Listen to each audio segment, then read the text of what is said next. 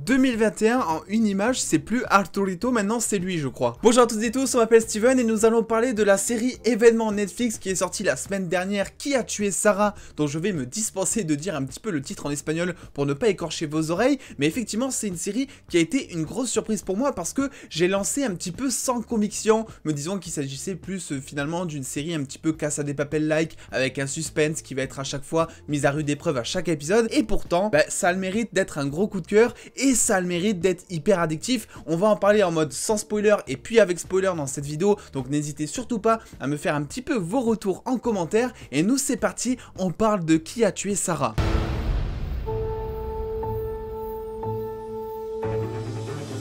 Qui a tué Sarah est tout simplement l'histoire d'Alex qui vient de passer 18 ans en prison pour le meurtre de sa sœur qu'il n'a tout simplement pas commis. Et vu que ça fait 18 ans qu'il est en train de mettre sa vengeance au point, vu qu'il sait apparemment qui est le vrai tueur, il va alors mettre son plan de vengeance à pleine exécution une fois qu'il sera sorti de prison. Et contrairement à ce que j'ai dit sur Twitter, cette série n'est pas espagnole mais c'est une série mexicaine, mais ça ne change rien. Les hispaniques sont, mon dieu, mais très forts pour nous faire des séries addictives, parce que c'est ça finalement le point principal de la série, parce que finalement elle ne réinvente rien cette série. Niveau mise en scène c'est pas très ouf on va dire, niveau enjeu des personnages c'est du vu et revu, mais grâce au scénario et grâce à ces personnages et à leur trame scénaristique, on arrive un petit peu à s'attacher à chacun et en plus de ça à chaque fois nous remettre en question après chaque épisode. Vous l'aurez compris dans le résumé, ces 10 épisodes sont en fait une enquête où à chaque épisode le spectateur va se remettre en question justement, et bien souvent la série va nous mener en bateau en nous disant bah tiens tu vois ça peut être lui un petit peu le tueur, non finalement c'est lui, non finalement c'est elle, donc au final on est un petit peu perdu et c'est ça finalement le point fort de la série. La deuxième chose aussi c'est que la série va jouer à chaque fois avec tous les extrêmes en termes de comportement de personnages.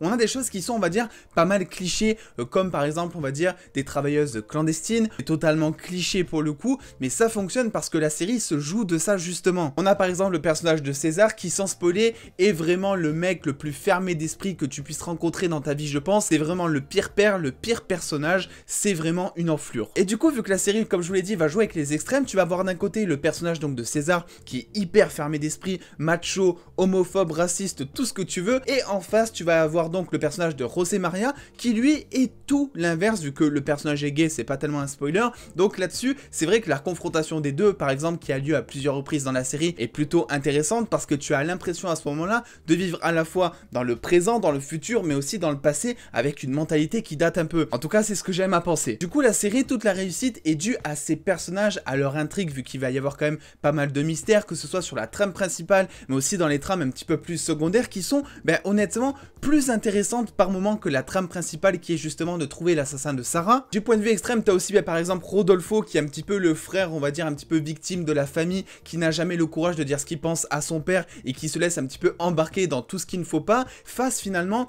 à la fille de César qui elle est une femme forte alors qu'elle est bien plus jeune et qui va alors avoir zéro mal à dire elle ce qu'elle pense par exemple. Donc la série plusieurs fois, que ce soit en termes de personnages mais aussi en termes d'intrigue, on est opposé à chaque fois et c'est ça qui va un petit peu nous retourner la tête plusieurs fois dans les épisodes. Mais à part ça je me suis pas tellement renseigné sur le budget de la série, mais c'est vrai que ça se ressent, la série a pas eu beaucoup de moyens pour être développée, ça se voit par exemple au niveau des scènes de combat qui sont surcutées, où tu sens voilà que les chorégraphies ont été faites plusieurs fois, où tu sens que ça a été compliqué. Tu vois aussi qu'il n'y a pas beaucoup de décors, c'est pas ce que tu retiens le plus dans la série. Les gros effets spéciaux il y en a pas du tout, donc voilà c'est pas une série que l'on va regarder pour ça et pour son intrigue, et le point est que elle se suffit à elle-même, vu que je crois elle est top 1 Netflix quand même depuis une semaine. Ça faisait longtemps que c'était pas arrivé une série comme ça, donc ça fait extrêmement plaisir pour le coup. J'ai eu un petit peu peur parce que quand on a su que la saison 2 avait été annoncée, j'avais pas fini de regarder la saison 1, du coup j'ai eu peur qu'il tire un peu sur la corde pour au final avoir un dernier épisode qui était pas du tout marquant et un dernier épisode qui nous apporte zéro réponse au final.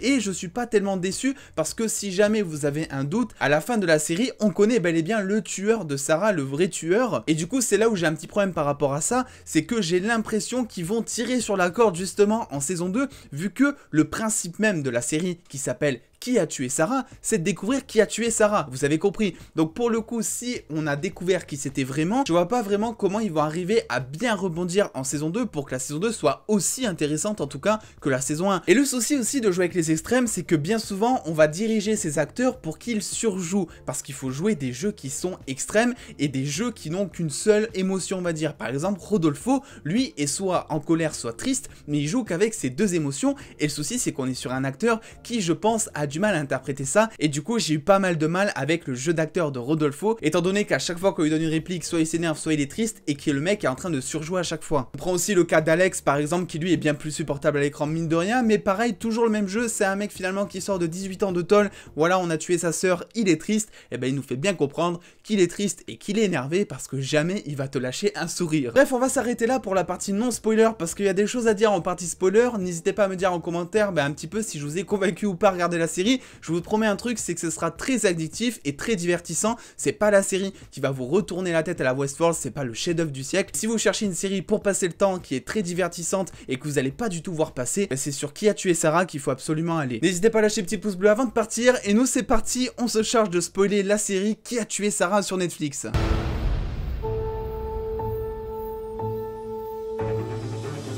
Alors au final, il y a quand même des choses un petit peu à dire dans cette partie non spoiler parce que j'ai été déçu notamment par l'intrigue, je crois, du fils de Rodolfo, du fils de la femme de Rodolfo, je ne sais plus comment il s'appelle, parce que ce fils-là a une intrigue qui finalement est très secondaire, qui va certainement avoir un impact, je pense, en saison 2, vu que dans la saison 2, ça va être César, je pense, qui va être mis en avant, et Alex va essayer de faire tomber César à travers tous les crimes qu'il a commis, notamment avec Irama, je crois qu'elle s'appelle, dans son bordel, des choses comme ça. Donc je pense que le personnage du fils va justement être important pour la saison 2, et va peut-être être la clé, l'indice manquant pour découvrir quelque chose, sauf si vraiment on en parle en saison 2, il sert vraiment pas à grand chose et t'as l'impression qu'il pop par-ci par-là, c'est-à-dire que Rodolfo et sa femme ont un enfant entre guillemets, même si Rodolfo est un petit peu son beau-père, et t'as l'impression qu'ils ont pas d'enfant parce que jamais tu les vois s'occuper de lui, le pauvre. À chaque fois il pop dans un coin, soit en cours, soit en train de déprimer, soit en train de chercher quelqu'un finalement. Pour le coup, dans cette saison 2, ce qui va me sembler le plus intéressant, je pense, ça va être tout ce qui va être autour de Sarah, son évolution, mais d'autant plus autour des relations de personnages, comment Rodolfo va certainement devenir meilleur pote encore une fois avec Alex par exemple. Ce sont des choses qui m'intéressent, la romance que va avoir Alex avec la fille de César, parce que finalement le fait de découvrir, comme on nous le vend dans le teaser, que Sarah était bien plus glauque et qu'elle avait plus de problèmes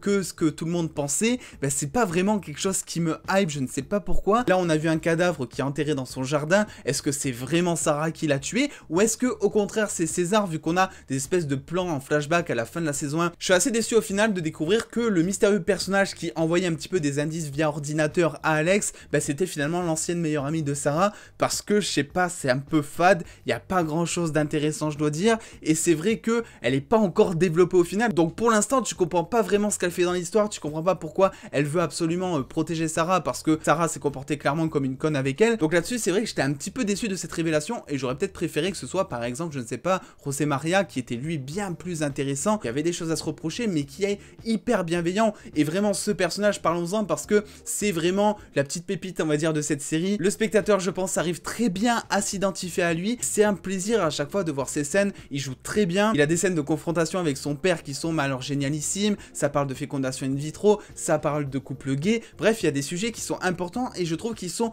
bien traités mine de rien, parce qu'on te montre au final que quelles que soient tes intentions, et les intentions finalement de José Maria étaient pures, c'est-à-dire juste vivre ta vie et avoir un enfant et rien demander de plus et embêter personne, et si tu fais partie d'un entourage qui est lui beaucoup plus nocif, ça va totalement te gâcher la vie et ça peut même se révéler être dangereux. Enfin bref, je vais pas en parler plus que ça de la partie spoiler parce que mine de rien ça serait partir dans beaucoup trop de théories sans forcément trop de preuves pour avancer ces arguments, parce que finalement on est quand même laissé sur un gros mystère dont on a vraiment zéro indice, et vous inquiétez pas, la saison 2 je vais la torcher et on en reparlera sur la chaîne parce que comme je vous l'ai dit, la série est très addictive, mais fort heureusement elle arrive très vite sur Netflix dans quelques mois je crois en mai, donc ça va être plutôt génial de découvrir ça ensemble sur la chaîne. N'hésitez pas dans tous les cas, si vous avez aimé la série, si vous l'avez vue, à me dire si vous avez aimé ou pas la série, si vous la trouvez addictive. On se retrouve très vite pour de prochaines vidéos, mais avant ça, sur les réseaux sociaux pour avoir beaucoup plus de news en exclusivité et en avance. Et en attendant les dos, prenez soin de vous, faites-vous bien kiffer, des bisous les dos.